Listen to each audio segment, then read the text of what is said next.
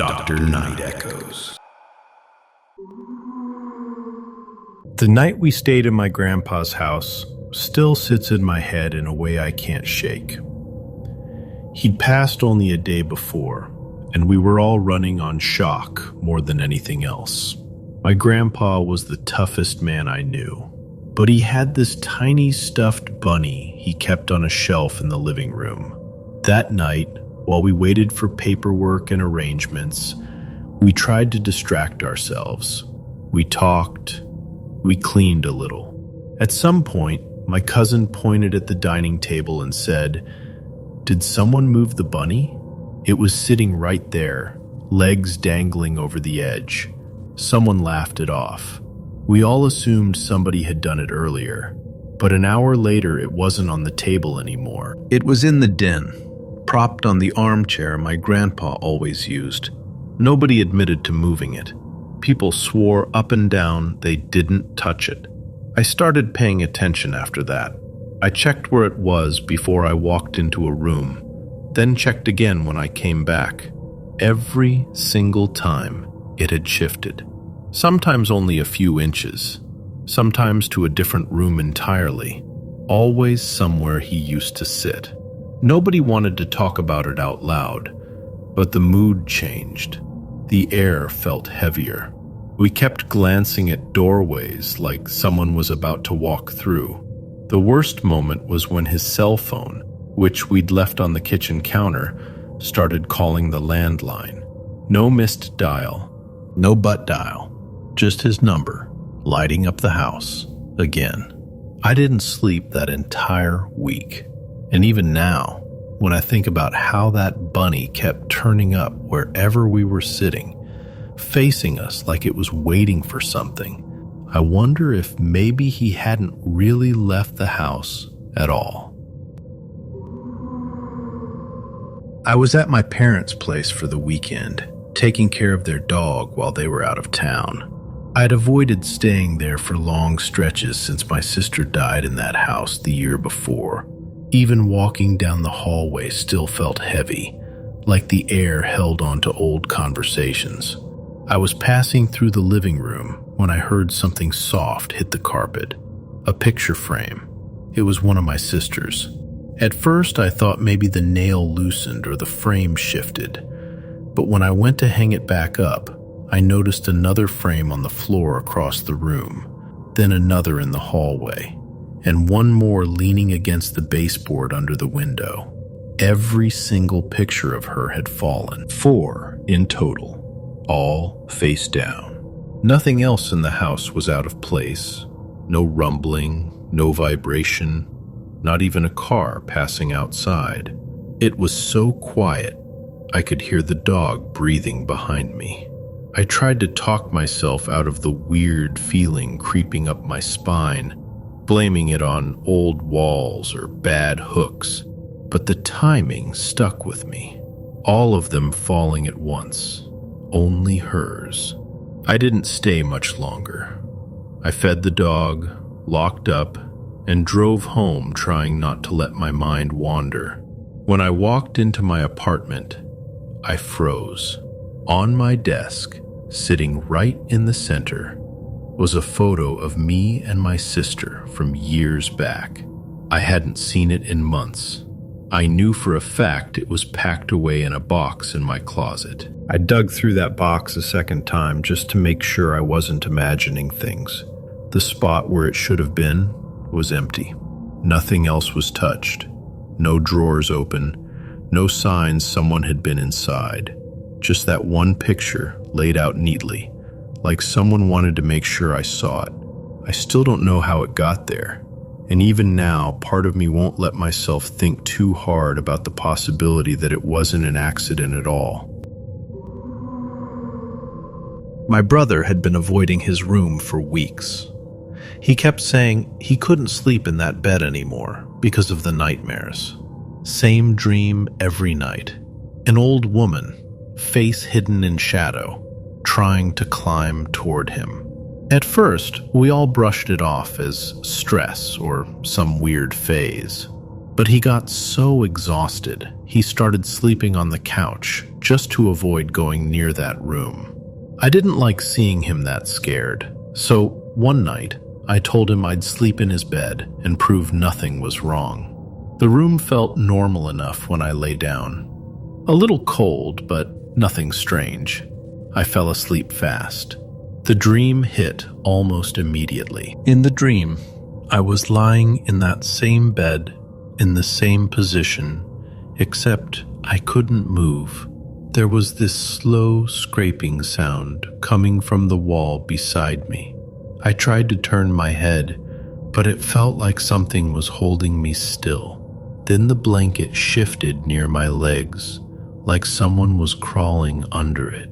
I looked toward the gap between the bed and the wall, and she slid up from it, exactly how my brother described her.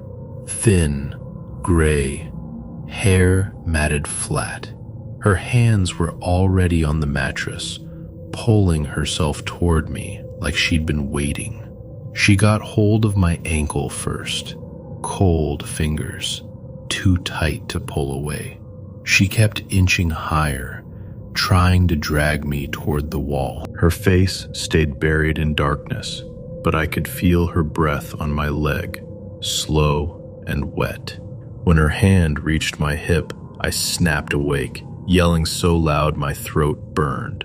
I was drenched in sweat. My brother was already in the doorway, shaking.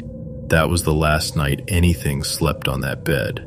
My mom looked into where the mattress came from. It was secondhand, bought cheap. She found out the previous owner was an elderly woman who had died on it, not in her sleep, not peacefully. My mom didn't tell us much more than that, and honestly, I didn't want details. We dragged the thing out of the house that same day. Didn't even try to sell it, just got rid of it. Looking back, we probably should have burned it. I was in high school when this happened, but it still sits in the back of my head like something unfinished. My friends brought an old Ouija board to a sleepover. It wasn't even supposed to be a serious thing.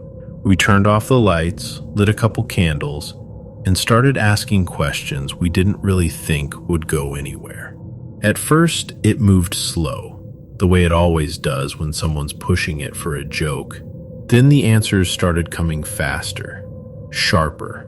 The board spelled things none of us would have tried to joke about. One line that kept repeating, like it got stuck there. Let me in. One of my friends asked who we were talking to. The planchette scraped across the board so hard it made a sound. It spelled Satany. Not Satan, not anything clear, just close enough to make the room feel different. We stopped right there. No goodbye, no closing anything out. We just snapped the lights on and agreed the game was over. Somebody said we should get rid of it, so we all drove to the small church down the road and tossed the board into the dumpster behind it. It felt stupid, like overreacting, but none of us argued. The next morning I woke up to my phone buzzing non-stop. Pictures, videos, messages. The church had burned down overnight. Completely gone except for the stone frame and a twisted metal cross. People kept asking if we'd heard the thunderstorm, but none of us had. There hadn't even been rain near my house. The fire report a week later said the same thing everyone was already saying. Lightning strike, direct hit, whole building caught, no warning. I drove by the lot a few days after. They'd hauled away most of the rubble, but the dumpster was still there, or what was left of it. Everything inside had burned to ash. Everything except one thing sitting in the bottom corner, a piece of charred wood with the faint outline of letters still visible, the only part of the board that didn't burn. When I was around 8 or 9, I came down with chicken pox. I remember waking up in the middle of the night, itchy and miserable, calling for my mom the way sick kids do when they don't know what else to do. Instead of her, a woman walked into my room. She didn't turn on the light. She just sat on the edge of my bed like she'd done it 100 times before and started stroking my hair. Slow, steady movements that made my eyes feel heavy almost instantly. I didn't question it. I just assumed it was my grandma, even though something about her outfit felt wrong. The next morning, I went downstairs and asked where Grandma had gone. My mom looked confused and told me she hadn't been there at all. I tried explaining that someone had sat with me, even described the way she brushed my hair off my forehead. But my mom just smiled, like it was a dream, and moved on. I didn't think much of it until later that day, when my aunt came over to babysit me. She was the type who paid attention to strange things, and when I mentioned the woman, she stopped what she was doing and asked me to describe her outfit. I told her it looked like something from an old movie, a nurse's uniform, but not modern, more starched, more formal, the kind with the square hat and stiff lines. As soon as the words left my mouth, she got quiet. My family knew the people who owned the house before us. The wife had been a nurse in the 50s.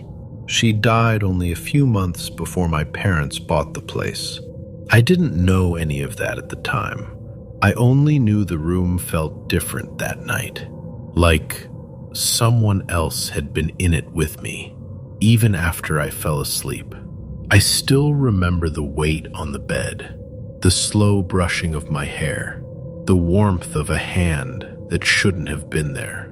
My mom insists I imagined it.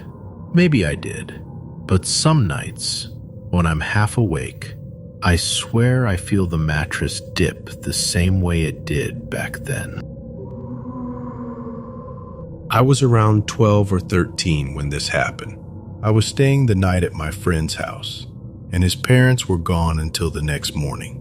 We spent the evening being idiots, running around the neighborhood, ringing doorbells, just doing the usual dumb kid stuff. By the time we got back, it was a little after 1. Maybe closer to 2. The house felt too quiet after the chaos outside. We were in the living room when the doorbell rang. One sharp chime, not frantic, not impatient, just one. At that hour, it sounded wrong. My first thought was cops. His was angry neighbor. Either way, we froze.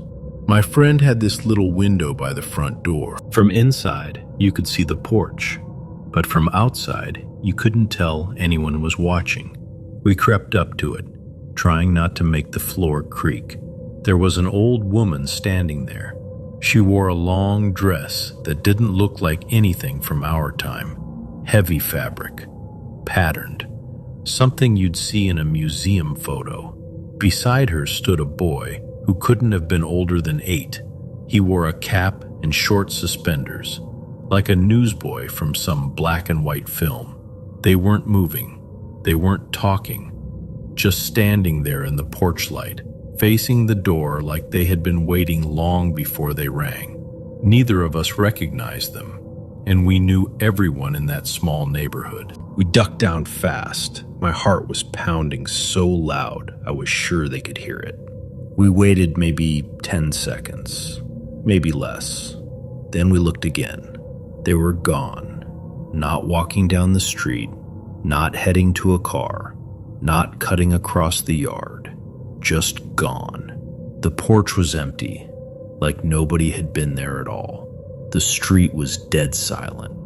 No engines, no footsteps, no movement anywhere. We stayed up the entire night because neither of us wanted to risk closing our eyes. Every small sound in the house felt like someone shifting just out of sight.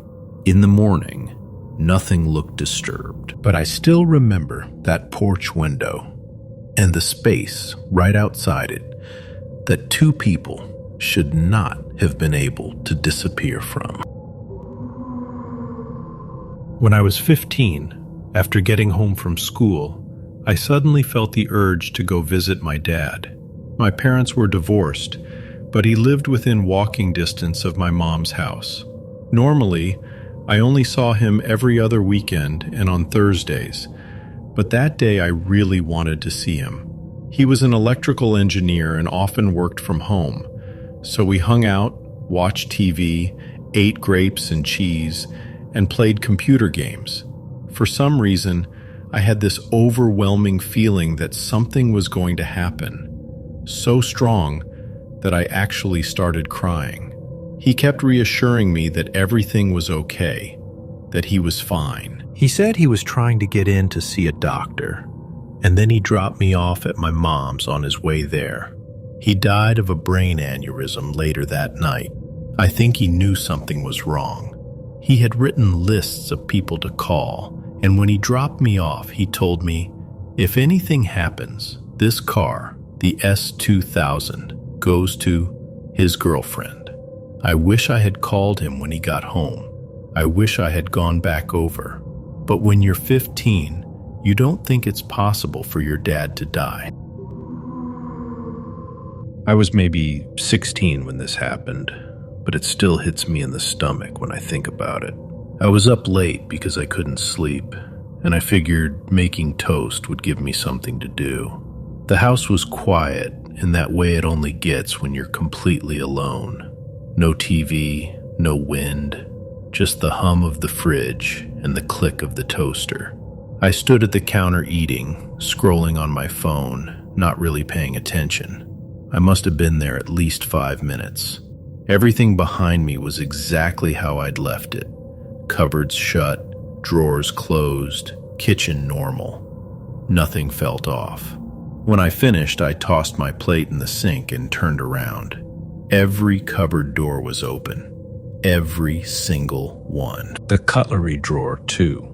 All of them pulled out, like someone had been searching for something in a panic. I just froze. It wasn't the dramatic kind of fear. It was this cold, dense feeling in my chest, like my body couldn't decide whether to run or pass out. There was no sound before I turned around. No hinges, no footsteps, nothing.